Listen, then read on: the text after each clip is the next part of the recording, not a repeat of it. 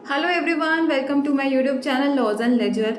मेरा नाम है Shatruba and this video is part 3 of our statistic series and today's topic is sampling methods. So देख लेते हैं कि आज हम क्या क्या पढ़ेंगे। डेटा कलेक्शन मेथड हम बहुत ही अच्छे से समझते हुए चलेंगे कि डेटा कलेक्शन के मेथड्स को हमने अपने प्रीवियस वीडियो में अच्छे से समझा था कि डेटा कलेक्शन क्या होता है, और आज के वीडियो में हम उसको ही फर्दर समझेंगे कि डेटा कलेक्शन क्या होता है और डेटा कलेक्शन के मेथड्स क्या क्या होते हैं। मीनिंग ऑफ सैम्पलिंग क्या होता है, उसके मीनिंग क्या होता है, उसके क्या सारे टाइप्स होते हैं, सभी को अच्छे से पढ़ेंगे। प्रोबेबिलिटी सैम्पलिंग क्या है, टाइप्स क्या है प्रोबेबिलिटी सैम्पलिंग के, non probability sampling and further types. So let's start the video.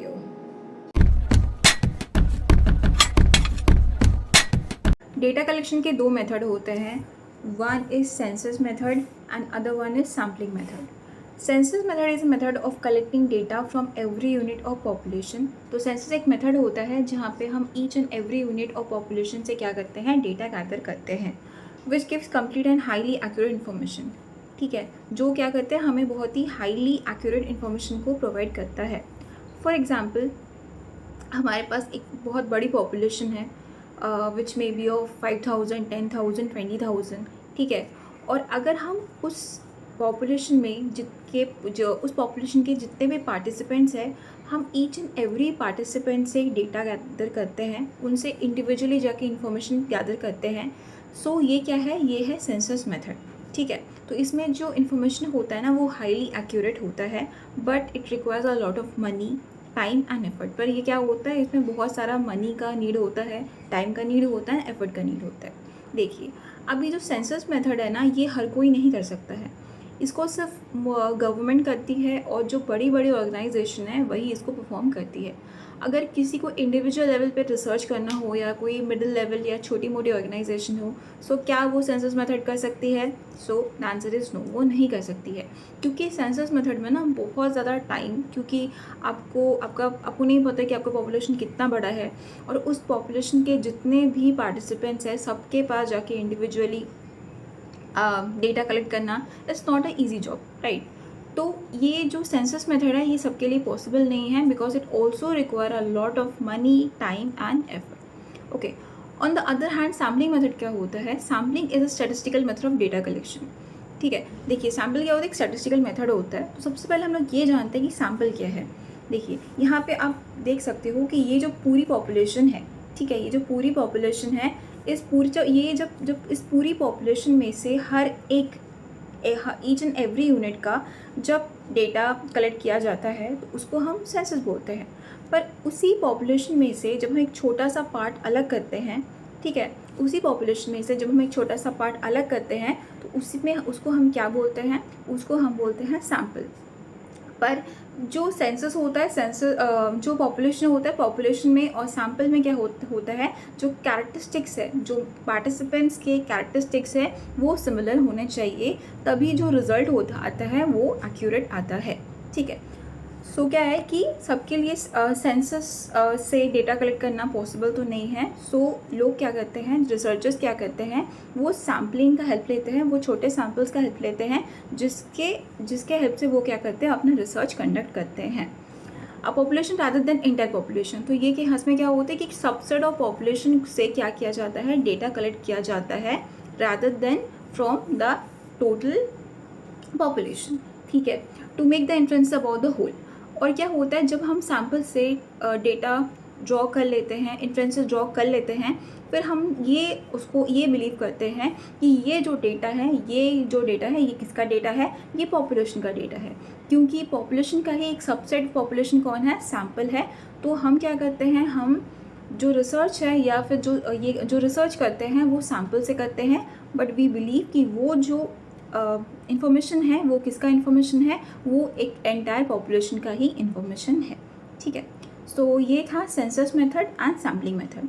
Census method क्या होता है, जब हम एक पूरे की पूरी population, each and every unit का डेटा कलेक्ट करें, उससे इन्फॉर्मेशन या उससे इन्फॉर्मेशन निकाले, उससे इन्फ्रेंसेस ड्रॉ करे, दैट इज सेंसस मेथड। पर जब हम सैम्पलिंग मेथड में क्या होता है कि जब हम पॉपुलेशन का ही एक छोटा सैम्पल लेते हैं, एक सबसेट ऑफ पॉपुलेशन लेते हैं, और उस छोटे सैम्पल से जो हम इन्फ्रेंसेस ड्रॉ करते हैं, एंड वी ऑल्सो बिलीव कि वो जो इन्फॉर्मेशन है या जो इन्फ्रेंसेस है वो पॉपुलेशन का इन्फ्रेंसेस है, तो इसको हम बोलते हैं सैम्पलिंग या फिर sampling method. Now meaning of sampling. Sampling क्या होता है? Sampling is a process of selecting smaller groups called sample. तो सैम्पलिंग क्या होता है कि हम क्या करते हैं, छोटे छोटे ग्रुप्स बनाते हैं which is called sample from a large population. और हम ये ग्रुप्स कहाँ से बनाते हैं? हम लार्ज पॉपुलेशन से बनाते हैं in order to study it. किस लिए? ताकि हम उसको अच्छे से स्टडी कर सकें. देखिए स्टूडेंट्स, हमारे लिए क्या है, हमने ये पहले भी डिस्कस किया कि हमारे लिए एक बहुत बड़ी पॉपुलेशन को स्टडी करना इज़ नॉट फीजिबल. ठीक है, कोई भी मैनर में वो फीजिबल नहीं होता है. तो हम क्या करते हैं, हम एक छोटा सैम्पल ड्रॉ करते हैं और उसी सैम्पल से क्या करते हैं, हम इन्फ्रेंसेस ड्रॉ करते हैं. और क्या होता है, जो पॉपुलेशन होता है वो काफ़ी लार्ज, वो काफ़ी टाइम कंज्यूमिंग भी हो जाता है, बहुत कॉस्टली भी हो जाता है. तो ये सारे चीज़ों से बचने के लिए हम क्या करते हैं, हम सैम्पलिंग का यूज़ करते हैं, जिसमें हम एक छोटा सैम्पल लेते हैं, उसी सैम्पल से क्या करते हैं, डेटा कलेक्ट करके हम इन्फ्रेंसेस ड्रॉ करते हैं, जिससे हमारा जो काम है वो क्या हो जाता है, वो काफ़ी जल्दी और इफ़ेक्टिव वे में हो जाता है. ठीक है, so this is a meaning of sampling. Now the process of sampling. Sampling है ना, सैम्पलिंग के भी क्या होता है, प्रोसेसेस होता है. देखिए सबसे पहले क्या है, ये जो सैम्पलिंग है ये एक सिस्टमेटिक प्रोसेस है. ठीक है, इसको सिस्टमेटिक ऑर्डर में किया जाता है. फर्स्ट प्रोसेस क्या है, सिलेक्टिंग अ सैम्पल. तो अगर आपके पास एक बड़ी पॉपुलेशन है, तो फर्स्ट स्टेप क्या है आपका, फर्स्ट स्टेप होता है सिलेक्टिंग अ सैम्पल. आपको एक सैम्पल ड्रॉ करना पड़ेगा जिसमें आप फर्दर जो रिसर्च है वो कंडक्ट करने वाले हो. सेकंड है कलेक्टिंग द इंफॉर्मेशन. जैसे हमने सैम्पलिंग बना लिया या सैम्पल बना लिया, अपना जो भी रिक्वायर्ड सैम्पल था उसको हमने तैयार कर लिया. सेकंड होता है कि कलेक्टिंग इन्फॉर्मेशन. उस सैम्पल में जितने भी पार्टिसिपेंट्स हैं उनके पास जाके उनसे इंफॉर्मेशन कलेक्ट करना ही हमारा सेकंड स्टेप होता है. ठीक है, after that making an inferences about the population. ठीक है, तो जैसे ही हमने सारा इंफॉर्मेशन कलेक्ट कर लिया, हमारा जो थर्ड प्रोसेस होता है वो होता है कि हमें पॉपुलेशन से क्या होता है, हमें इन्फ्रेंसेस भी ड्रॉ करना होता है कि हमारा क्या रिजल्ट हुआ, हमारा क्वेश्चन का आंसर मिला या नहीं, या क्या आंसर मिला, कितना इफेक्टिव है. तो जो हमारा लास्ट प्रोसेस होता है वो होता है making an inferences about the entire population. तो ये तीन स्टेप्स है, ये तीन प्रोसेसेस हैं किसके, सैम्पलिंग के. ये तीन प्रोसेसेस है. ठीक है, आई होप आपको समझ में आ रहा होगा. Now methods of sampling. ये काफ़ी इंपॉर्टेंट टॉपिक है कि सैम्पलिंग के क्या मेथड्स होते हैं. देखिए सैम्पलिंग के मेनली दो मेथड्स होते हैं. First is probability sampling and second is non probability sampling. Okay, so first क्या है, फर्स्ट है प्रोबेबिलिटी सैम्पलिंग एंड सेकंड है नॉन प्रोबेबिलिटी सैम्पलिंग. अभी प्रोबेबिलिटी सैम्पलिंग के भी फर्दर टाइप्स होते हैं, जैसे कि simple random sampling, systematic sampling, stratified sampling, cluster sampling. Non probability के बहुत सारे डिफरेंट टाइप्स होते हैं, quota, convenient, judgemental, snowball etcetera. अभी इसको हम बहुत अच्छे से समझेंगे. सो फर्स्ट ये जान लेते हैं कि प्रोबेबिलिटी सैम्पलिंग क्या होता है. 1 मिनट. यस, पहले ये जान लेते हैं कि प्रोबेबिलिटी सैम्पलिंग क्या होता है. Probability sampling means choosing people for a study in such a way that everyone has equal and chance of being selected. तो probability का मतलब क्या होता है, जैसे कि आपको पता होगा कि probability का मतलब भी क्या होता है. probability का मतलब होता है कि अगर हम किसी को चूज़ करते हैं ना, तो उसका चूज़ होने का, उसका सिलेक्ट होने का जो ये है, उसका सिलेक्ट होने का जो चांस है वो बहुत ही अनबायस्ड होता है, वो बहुत ही इक्वल होता है. मतलब वो किसी का भी हो सकता है, किसी का भी लग सकता है. ठीक है, इसमें कोई भी काइंड ऑफ बायसनेस नहीं होता है और सभी को इक्वल चांसेस प्रोवाइड किए जाते हैं और ताकि फेयर रिजल्ट्स निकल के आ सके. So this is called probability sampling. It is done randomly like picking names from a box. So there is no voice, so there is picking like a box. ठीक है, इसमें इसका आप ऐसे एग्जाम्पल ले सकते हो कि अगर आपके पास एक बॉक्स है, ठीक है, और उस बॉक्स में आपने बहुत सारे चिट्स लिखे हुए हैं of number of girls and boys. ठीक है, और आपको उस बॉक्स में से कुछ लाइक 20 नेम्स है और आपको सिर्फ 5 ही नेम्स चाहिए, तो आप क्या करोगे, आप उसमें से कोई भी सिलेक्ट कर लोगे, ठीक है। और जब हम कोई उसको सिलेक्ट करेंगे तो किसी का भी नाम निकलने का जो चांसेस है वो बहुत ही इवन होगा, वो बहुत ही इक्वल होगा, कि किसी का भी चांस हो सकता है, वो बहुत रैंडम होगा, उसमें कोई भी काइंड ऑफ बायसनेस या अनफेयर मीन्स नहीं होगा। सो जब इस तरीके से हम रिसर्चर्स को कंडक्ट करते हैं, so we called it as probability sampling, ठीक है। एग्जाम्पल में वही है, if you have 100 student in a school and you want to select 10, आपको एक स्कूल में, आपके स्कूल में 100 ऑफ स्टूडेंट्स है, ठीक है, 100 स्टूडेंट्स है, पर क्या है, आपको उनमें से सिर्फ 10 ही लोगों को क्या करना है, चूज़ करना है। तो आपने क्या किया, आपने उन 100 स्टूडेंट्स का नाम एक बॉक्स में चिट बना के डाल दिया और फिर आपने कोई 10 चिट्स को रैंडमली पिक कर लिया। अभी वो जो 10 चिट्स है उसमें किसी के भी नाम हो सकता है, कोई भी बच्चा, जो 100 स्टूडेंट्स में जितना भी बच्चा है किसी का भी नाम हो सकता है। तो क्या हुआ कि इसमें से जितने भी 100 स्टूडेंट्स थे सबको एक फेयर चांस मिला, सबको एक इक्वल एंड फेयर चांस मिलता है टू बी गेट सिलेक्टेड, ठीक है। तो इस टाइप का जो सैम्पलिंग होता है या इस तरीके से जो सैम्पलिंग किया जाता है, इस सैम्पलिंग को हम बोलते हैं प्रोबेबिलिटी सैम्पलिंग, ठीक है। नाउ इसके भी फर्दर टाइप्स होते हैं, ठीक है। सबसे फर्स्ट टाइप होता है इसका simple random sampling. Simple random sampling is a method of probability sampling where each member of population has equal and independent chance of being selected, ठीक है। इसमें क्या होता है कि ये एक टाइप का सैम्पलिंग है, ये बहुत ही रैंडम सैम्पलिंग होता है, जहाँ पे उस पार्टिसिपेंट्स में, वो उस रिसर्च में जितने भी मेंबर्स होते हैं उनके चांसेस ऑफ बीइंग सिलेक्टेड बहुत ज़्यादा इक्वल एंड फेयर होते हैं, ठीक है। फॉर एग्जाम्पल हम देख लेते हैं एग्जाम्पल, ठीक है। Choosing 5 houses at random from the list of 50 houses in a village. आप यहाँ पे देख सकते हो, यहाँ पे मैंने ऐसे पिक्चर लगाया है कि यहाँ पे देखिए बहुत सारा हाउसेस है, ठीक है। मान लेते हैं यहाँ पे 50 हाउसेस है, ठीक है, पर हमें 50 हाउसेस नहीं सिलेक्ट करना है, हमें 50 हाउसेस में से कुछ 5 को ही सिलेक्ट करना है। तो फिर हम कैसे करेंगे, ठीक है। तो हम ऐसे कर सकते हैं कि हमने पहले फर्स्ट को चूज़ किया, फिर हमने फोर्थ को चूज़ किया, फिर हमने कोई लास्ट वाले को चूज़ कर लिया, या कोई भी इन बिटवीन चूज़ कर लिया और एक चूज़ कर लिया। ऐसे करके हमने कोई 5 हाउसेस को क्या कर लिया, चूज़ कर लिया। तो इस प्रोसेस को क्या बोलते हैं, सिंपल रैंडम सैम्पलिंग बोलते हैं, ठीक है।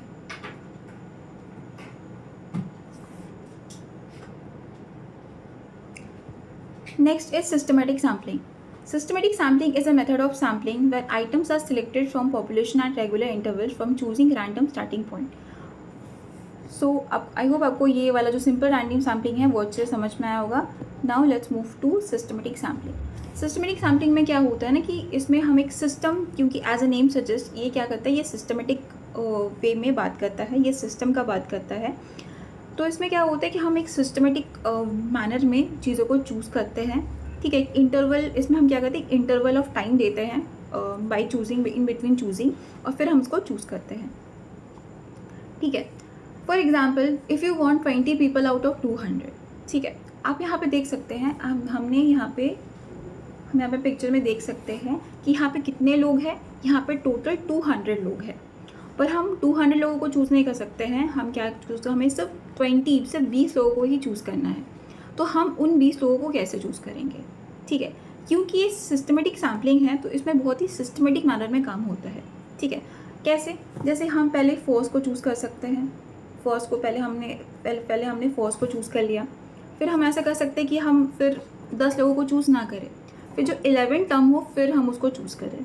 फिर हमने क्या कर दिया, फिर हमने 10 पीपल्स को चूज़ कर लिया, फिर हमने उसके बाद का उसके बाद में जो भी पार्टिसिपेंट था उसको चूज़ किया।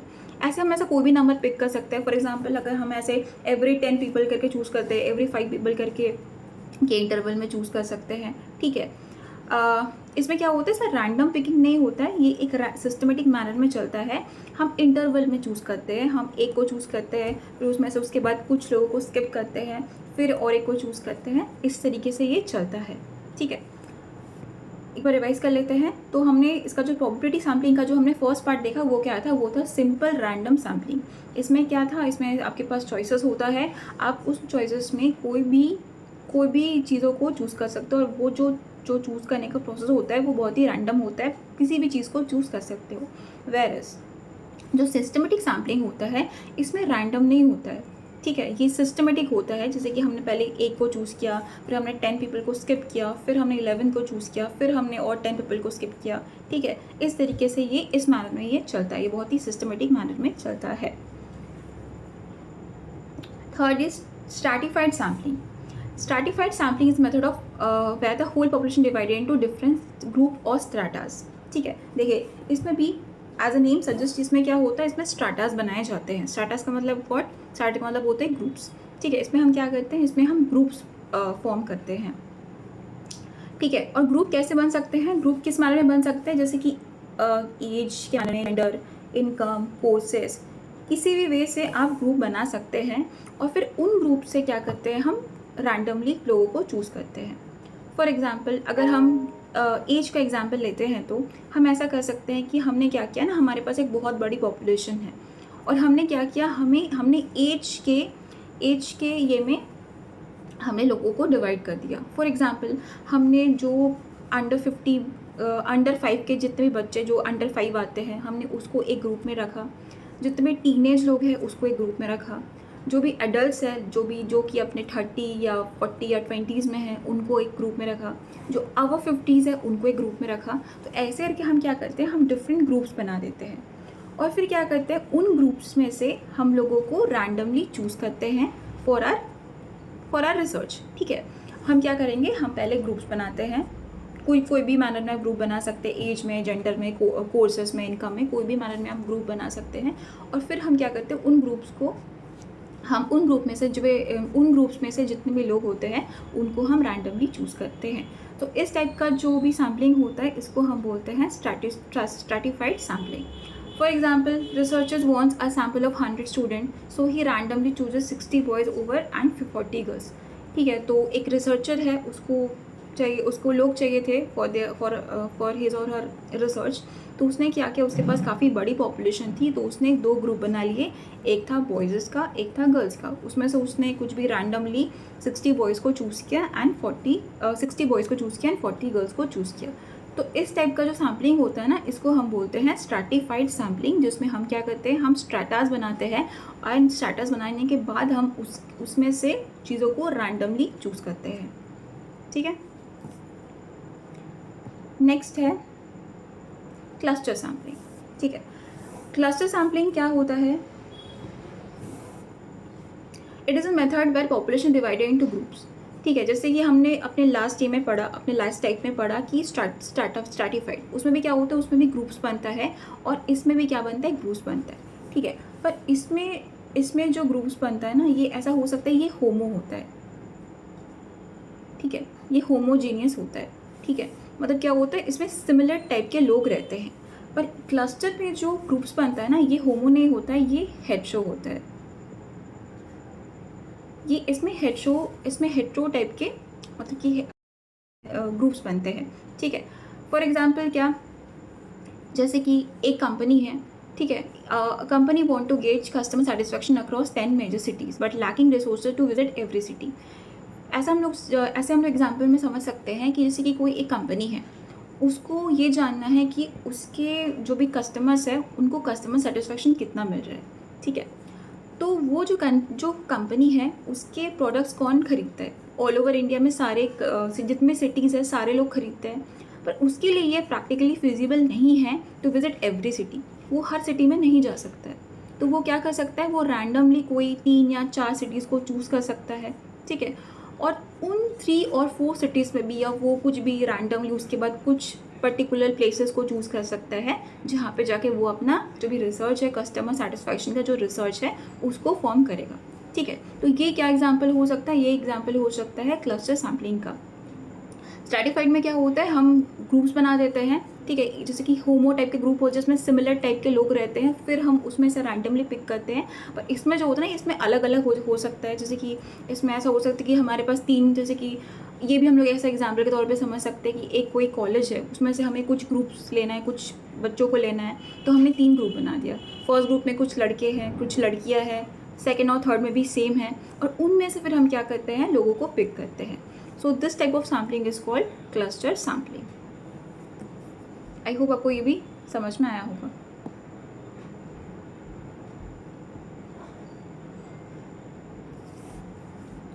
Now, what is non-probability sampling? Non-probability sampling is a method where not everyone in the population has equal chance of being selected. तो जैसे कि हमने probability sampling में पढ़ा कि क्या होता है कि जो ये होता है, जो सिलेक्शन होता है वो बहुत ही रैंडम होता है। जो रिसर्चर्स होता है वो क्या करते हैं, वो बहुत ही रैंडम मैनर में लोगों को चूज़ करते हैं। पर यहाँ पे वो केस नहीं होता है, ये जस्ट उसका वैसा वर्सा है। इसमें क्या होता है, हम लोगों को, हम या रिसर्चर जो भी है वो उसको हम रैंडमली पिक नहीं करते हैं, वो बहुत ही बायस्ड मैनर में और इक्वल, और ये एकदम ही इक्वल चांसेस में नहीं होता है। मतलब in the population has equal chance of, not everyone in the population has equal chance of being selected. ये बहुत ही बायस्ड होता है और लोगों को इक्वल चांस नहीं मिलता टू गेट सिलेक्टेड। ठीक है, इसमें क्या होता है, this samples is chosen on convenience judgement ability and incident of random selection. तो इसमें से जितने भी पार्टिसिपेंट्स हैं उसको कैसे चूज़ किया जाता है, उसको कन्वीनियंस में, जो रिसर्चर है उसके लिए जो कन्वीनियंट है वो क्या करेगा, वो उसको चूज़ करेगा। और उसके लिए जो ईजी गोइंग है, जो उसको अच्छे से वो कर सकता है, वो उसी वे में चूज़ करेगा। Next is judgement. वो अपने जजमेंट पे, अपने एबिलिटी पे कि वो कितना नॉलेजेबल है। ठीक है, उसके पास फॉर एग्जांपल बहुत सारे कैंडिडेट्स हैं, पर उनमें से जो रिसर्चर्स को बेस्ट लगता है कि ये कैंडिडेट अच्छे से मेरा रिसर्च परफॉर्म कर पाएगा, तो वो उसको चूज़ करेगा। ठीक है, तो इसमें क्या होता है, ये कोई भी रैंडम नहीं होता है, ये बहुत ही बायस्ड होता है। इसमें जो रिसर्चर है वो अपने कन्वीनियंस के अकॉर्डिंग, जजमेंट के अकॉर्डिंग, या फिर एबिलिटी ऑफ इंसिडेंट और रैंडम सिलेक्शन तो कोई भी अपने उसको जो ठीक लगता है उस मैनर में ये क्या करता है, चूज़ किया जाता है। So this is called non probability sampling. अब इसके भी बहुत सारे फर्दर टाइप्स होता है। फर्स्ट टाइप इज जजमेंटल और purposive sampling. It is a sampling method where researcher chooses a sample based on their knowledge, experience और judgment. ठीक है, देखिए एज अ नेम सजेस्ट क्या होता है यहाँ पे, जजमेंट के रिगार्ड पे क्या होता है, जो रिसर्चर है वो अपने पार्टिसिपेंट्स को चूज़ करता है। ठीक है, for example, if a principal wants to know about teaching quality instead of asking all the student, they may choose the class topper. ठीक है, एक प्रिंसिपल है, उनको टीचर्स के परफॉर्मेंस के बारे में जानना है, तो वो क्या कर सकते हैं, वो क्लास में सबको तो नहीं पूछ सकते हैं। सो वो ऐसा कर सकते हैं कि जो मॉनिटर है क्लास का वो उनसे पूछे, क्योंकि अकॉर्डिंग टू हिम जो मॉनिटर है वो उनको करेक्ट इन्फॉर्मेशन प्रोवाइड कर सकता है। तो ये किसका एग्जाम्पल है, ये है जजमेंट या फिर पर्पसिव सैम्पलिंग का एग्जाम्पल, जिसमें क्या होता है, जो रिसर्चर होता है वो अपने अकॉर्डिंग, उसको जो ठीक लगता है अपने जजमेंट के अकॉर्डिंग वो रिसर्चर्स को सिलेक्ट करता है और फिर उससे रिसर्च कंडक्ट कराता है। So this is a target population, और इस टारगेट पॉपुलेशन में जो रिसर्चर है उसके लिए ये काफ़ी कन्वीनियंट, ये वाला जो पार्ट ऑफ पॉपुलेशन है उसके लिए काफ़ी कन्वीनियंट था उसको यूज़ करना। So he chooses this particular place, और फिर वो क्या करता है, उसी पर्टिकुलर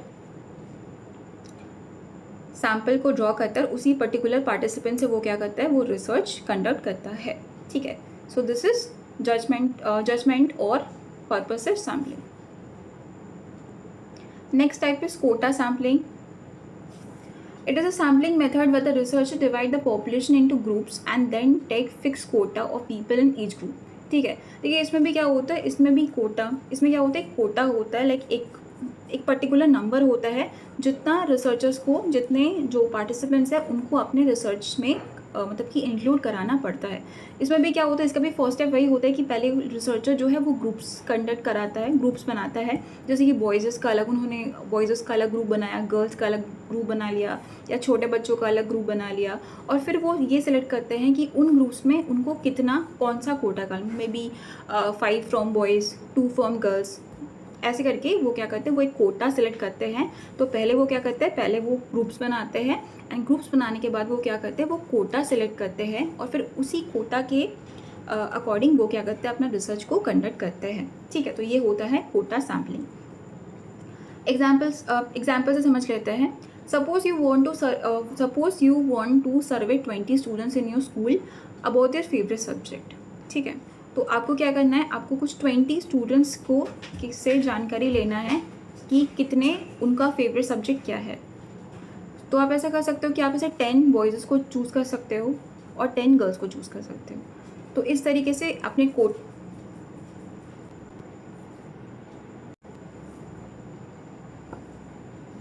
करना होता है। जैसे कि 10 बॉयज़, तो कोटा में हम ऐसे कर सकते हैं, जैसे कि you go to a playground and ask first 10 boys and first 10 girls. तो आपको वही है, आपको 20 स्टूडेंट्स में से आपको कोई भी 10 लड़के या 10 लड़कियाँ चाहिए। तो आप क्या करते हो, आप प्ले ग्राउंड में जाते हो, तो उस प्ले ग्राउंड में आपको जो फर्स्ट 10 बॉयज़ से आप मिलते हो या फर्स्ट 10 गर्ल्स से आप मिलते हो, आप उन्हीं को क्या करते हो, चूज़ कर लेते हो फॉर योर रिसर्च। सो इसको हम बोलते हैं कोटा सैम्पलिंग, जिसमें क्या होता है, फिक्स कोटा के तौर पे हम क्या करते हैं, लोगों को नॉन रैंडम मैनर में क्या करते हैं, लोगों को चूज़ करते हैं, ठीक है। यहाँ पे आप ये भी देख सकते हो, जैसे कि देखिए यहाँ पे ये है, ये मेल्स है, ये एडल्ट मेल्स का रेशियो है, ये फीमेल्स है और ये चिल्ड्रन है। तो हमें ऐसा है कि हम इन मेल से कोई भी 4 लोगों को, इसमें से कोई 4 लोगों को चूज़ करेंगे, सेम फ्रॉम दिस ऑल्सो, और इसमें से भी हम 4 लोगों को चूज़ करेंगे, ठीक है। तो 4 लोगों को चूज़ करना है। अब इन 4 लोगों को हम कैसे चूज़ करेंगे, हम रैंडमली चूज़ नहीं करेंगे। ऐसा हो सकता है कि हमें जो 4 लोग फर्स्ट में जो 4 लोग मिले, हम उनको चूज़ कर लिया हमने, या फिर कोई भी 4 लोग जिनको हम पहले से जानते हो, हमने उसको चूज़ कर लिया। तो ऐसे ही होता है कोटा सैम्पलिंग में। कोटा जो होता है वो ऑलरेडी फिक्स्ड होता है, और उस कोटा से हम क्या करते हैं, लोगों को नॉन रैंडम मैनर में हम लोगों को चूज़ करते हैं, ठीक है। आई होप आपको जो कोटा सैम्पलिंग भी है ये बहुत ही अच्छे से समझ में आया होगा। Next type is convenience sampling. Convenience sampling is non-probability method where researchers choose participant who are readily available to him or her। ठीक है, देखिए क्या होता है कन्वीनियंस, ठीक है। कन्वीनियंस का मतलब क्या होता है, ईजी गोइंग, जो हमें ईजिली मिल सके उसको हम क्या बोलते हैं, कन्वीनियंस। तो एक रिसर्चर है, रिसर्चर को जो ईजिली जहाँ से रिसर्चर को ईजिली इंफॉर्मेशन मिल सकता है, उसको हम क्या बोल सकते हैं, उसको हम बोल सकते हैं कन्वीनियंस सैम्पलिंग, ठीक है। For example, researchers survey people coming out of nearby theaters because easy and quick। देखिए जैसे कि एक रिसर्चर है, ठीक है, उसको क्या करना है, उसको इस पर सर्वे करना है कि जैसे कि एक मूवी थिएटर में कितने लोग गए हैं, और कोई मूवी के रिव्यू के बारे में उसको क्या करना है, उसको रिसर्च करना है। तो वो क्या कर सकता है, वो उसके घर से जो सबसे सामने वाला थिएटर है, या फिर उसके लिए जो सबसे कन्वीनियंट थिएटर है, वो वहाँ पे जा सकता है, और वहाँ पे भी जाके उसको जो सारे पार्टिसिपेंट्स बहुत ही इजीली अवेलेबल हो, वो उनसे क्या कर सकता है, इन्फॉर्मेशन कलेक्ट कर सकता है, ठीक है। क्या होता है कि वो क्या कर सकता है, वो ऐसे भी कर सकता था ना कि वो कोई भी रैंडमली कहीं भी जाकर लोगों से इस पर्टिकुलर मूवी रिव्यू के बारे में या थिएटर रिव्यू के बारे में पूछ सकता था, पर उसने ऐसा नहीं किया। वो क्या करता है कि उसके लिए जो सबसे ईजी थिएटर उसके घर के पास है या उसके लिए ईजी है, वो वहाँ जाएगा, और वहाँ पे भी उसको जो ईजिली पार्टिसिपेंट मिल जाएंगे, जो बहुत ही रेडिली अवेलेबल हो बात करने के लिए, के बाद कंडक्ट रिसर्च वगैरह के बारे में बात करने के लिए, वो उनसे जगह क्या करेगा, इन्फॉर्मेशन गैदर करेगा, ठीक है। तो इस टाइप का सैम्पलिंग को हम क्या बोलते हैं, कन्वीनियंस सैम्पलिंग। जैसे कि देखिए ये क्या है, ये एक ग्रुप ऑफ पॉपुलेशन है, ठीक है, जो शायद मे बी थिएटर गई थी, पर वो कौन से लोगों से पूछता है, वो इन 3 लोगों से पूछता है, क्योंकि ये 3 जो लोग जो है उसको बहुत ही ईजिली मिल गए थे, और जिन्होंने उनके आंसर्स को उनके क्वेश्चन का अच्छे से आंसर दे दिया था। तो ये होता है कन्वीनियंस सैम्पलिंग, ठीक है। देखिए फिर है, they didn't go to all the theatre just for the convenient. तो इसमें जो रिसर्चर है, ठीक है, वो क्या होता है, वो सारे थिएटर्स में नहीं जाता, वो उसी थिएटर में जाता है जो उसके लिए क्या है, ईजी गोइंग है या कन्वीनियंट है। तो this kind of sampling is called convenience sampling, जहाँ पे रिसर्चर को जो चीज़ बहुत ही ईजिली अवेलेबल होता है, उसके लिए जो बहुत ही कन्वीनियंट होता है, वो वहीं पर जाता है, और वहाँ पर जाके बहुत ही ईजी वे में वो क्या करता है, अपना रिसर्च जो है वो कंडक्ट कर लेता है, ठीक है। सो फिर क्या है, हमारा जो लास्ट है, आज का जो लास्ट टाइप है, that is snowball sampling. In snowball sampling you start by identifying few respondent that match the criteria for inclusion you study. तो स्नोबॉल में क्या होता है ना कि देखिए स्नोबॉल में क्या होता है कि आप इसमें रिसर्चर को कुछ खास हार्डवर्क करने का नीड नहीं होता है, इसमें ऐसा होता है कि वो क्या करता है, वो उसके जितने भी पार्टिसिपेंट्स हैं वो अपने पार्टिसिपेंट्स को, वो जो प्रोसेस है उसको फर्दर कैरी करने के लिए अपने पार्टिसिपेंट्स को ही बोलता है, ठीक है। वो क्या करता है, instead of doing by himself, वो क्या करता है, वो अपने पार्टिसिपेंट्स को बोलता है कि ताकि ये जो प्रोसेस है, फर्दर प्रोसेस है, वो कौन करे, वो उसके पार्टिसिपेंट्स ही करे। For example, if you wish to serve a computer network administrator and you know only one or two such people, you can start with them and ask them to recommend other who also network administration, ठीक है। ये क्या है कि आपको क्या करना है, फॉर एग्जांपल आपको कोई सर्वे करना है कंप्यूटर नेटवर्क एडमिनिस्ट्रेशन में, पर आप इस फील्ड में ज़्यादा लोगों को नहीं जानते, ठीक है। तो आप क्या करते हो, आप क्या कर सकते हो, आप एक या दो लोगों को अगर आप जानते होगे तो आप क्या करोगे, आप जाओगे वहाँ से, उन लोगों को बात करोगे और फिर आप उनको ये बोलोगे कि आप फर्दर फिर लोगों को और ऐड करें या फिर इस प्रोसेस को क्या करें, कंडक्ट करें, ठीक है। सो स्नोबॉल सैम्पलिंग में क्या होता है कि इसमें जो रिसर्चर है वो ज़्यादा हार्डवर्क नहीं करता है, वो अपने पार्टिसिपेंट्स को ही बोलता है कि वो जो फर्दर प्रोसेस है उसको ही वो ही क्या करे, वो आगे बढ़ाए। So this is snowball sampling, ठीक है। चलिए एक बार फिर से रिवाइज कर लेते हैं शुरू से।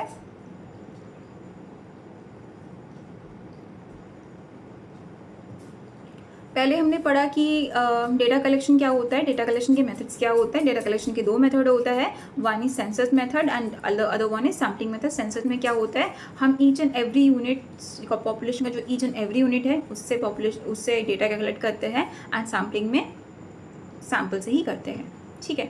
फिर हम रिवाइज करेंगे कि method of sampling.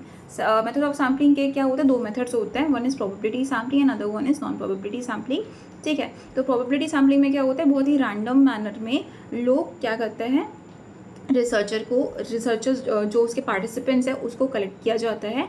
But on the other hand non probability sampling है, इसमें क्या होता है, ये बहुत ही बायस्ड मैनर में चूज़ किया जाता है उनके पार्टिसिपेंट्स को।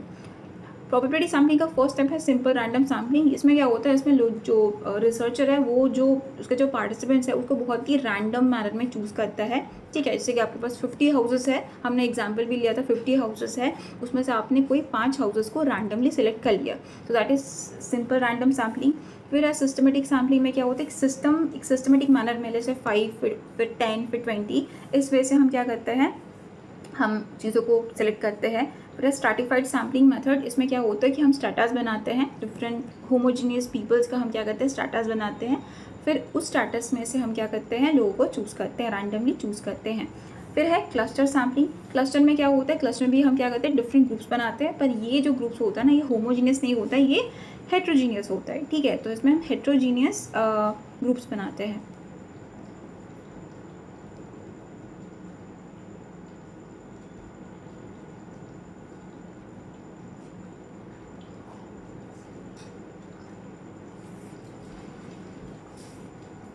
Next is non probability sampling. इसका फर्स्ट टाइप होता है कि नॉन प्रोबेबिलिटी सैम्पलिंग का फर्स्ट टाइप होता है कोटा सैम्पलिंग, जिसमें क्या होता है, एक फिक्स कोटा होता है और उस कोटा को दिमाग में रख के हम क्या करते हैं, लोगों को सिलेक्ट करते हैं। फिर है कन्वीनियंस सैम्पलिंग। कन्वीनियंस सैम्पलिंग क्या होता है, हम रिसर्चर को के लिए जो सबसे कन्वीनियंट होता है, जो सबसे ईजी गोइंग प्रोसेस होता है, वो उसको क्या करता है, वो उसको सिलेक्ट कर लेता है। फिर है जजमेंटल सैम्पलिंग। क्या होता है, इसमें जजमेंटल उसके अकॉर्डिंग जो बेटर है, उसके नॉलेज के अकॉर्डिंग, उसके एक्सपीरियंस के अकॉर्डिंग जो उसको सबसे बेस्ट कैंडिडेट लगता है, वो उसको क्या करता है, सिलेक्ट करता है। And last is snowball sampling. Snowball sampling में क्या होता है कि जो रिसर्चर्स है उसको कुछ खास ज़्यादा हार्डवर्क नहीं करना होता है, वो एक या दो अपने पार्टिसिपेंट्स को सेलेक्ट करता है और फिर उन पार्टिसिपेंट्स है उसको बोलता है कि वो फर्दर जो रिसर्च है उसको फर्दर आगे ये करे, उसको आगे प्रोसीड करे। सो these all are different types of methods of sampling, ठीक है। आई होप आपको सब कुछ अच्छे से समझ में आया होगा, ठीक है। So this is the lecture.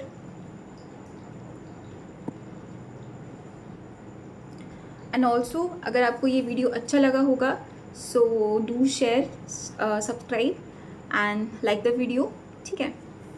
Thank you.